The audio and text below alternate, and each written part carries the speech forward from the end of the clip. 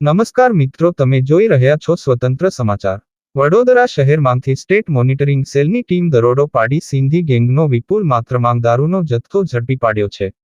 આ સાથે પોલીસે દારૂ ભરેલા ટેમ્પો, કાર અને બાઇક મળી કુલ 13 વાહનો પણ કબજે કર્યા છે।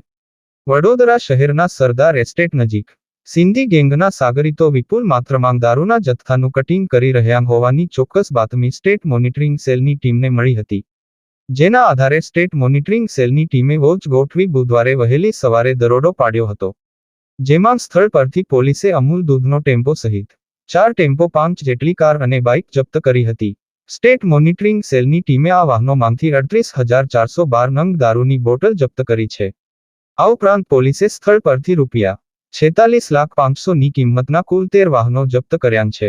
આમ સ્ટેટ મોનિટરિંગ સેલની ટીમે સિંધી ગેંગ સામે કમરતોડ કાર્યવાહી કરી દારૂ સહિત કુલ ₹1,24,46,109 મુદ્દામાલ જપ્ત કર્યો છે।